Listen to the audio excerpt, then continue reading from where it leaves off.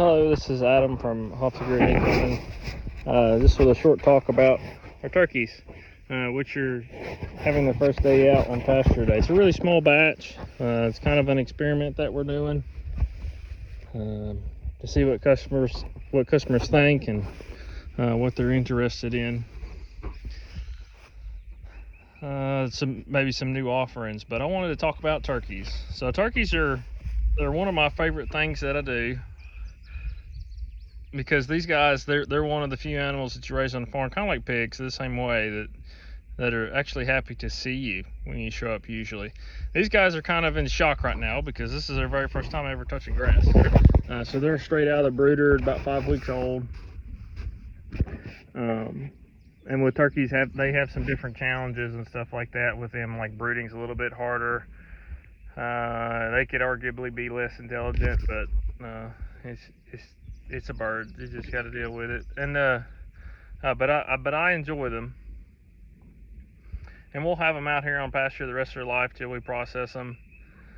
They have special feed requirements. You need to make sure you have a good amount of grit with them, constant water access, a lot of the same things you do with like broiler chickens and things like that, but their feed requirements are a little bit different.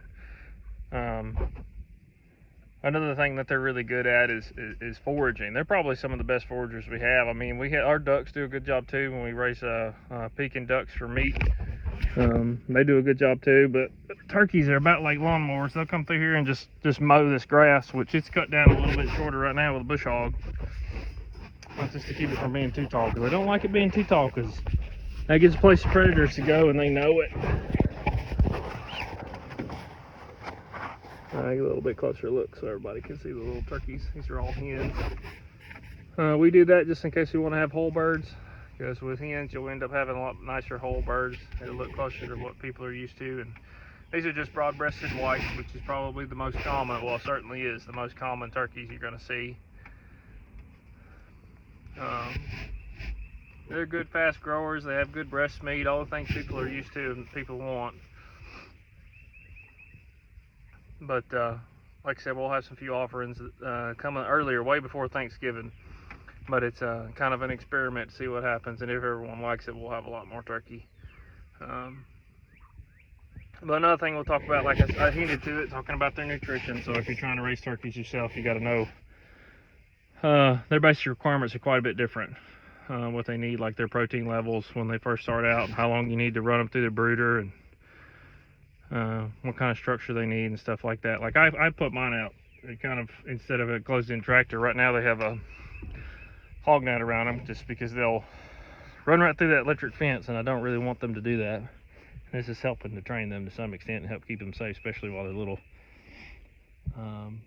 But you can see, even probably starting tomorrow, we'll open it up, and they got this big net. There's two hog nets to run them in, and then we can move that on down the field, on and on and on, to get them on the new grass. That way they're actually pasture raised, because remember, pasture raised requires movement.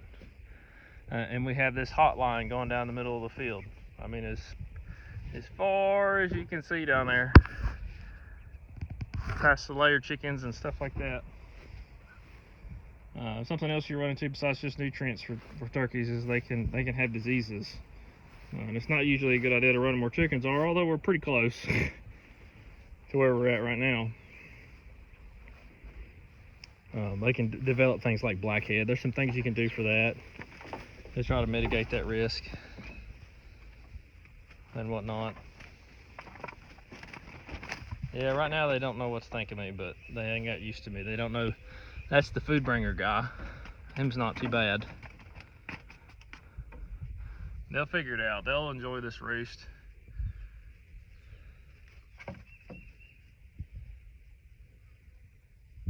And something else that'll be nice, just like our chickens and stuff, these guys are excellent foragers.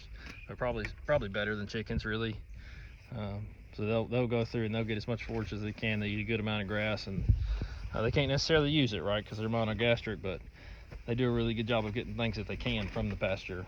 Bugs, seeds from plants, like grass seeds, like this stuff. They can eat that.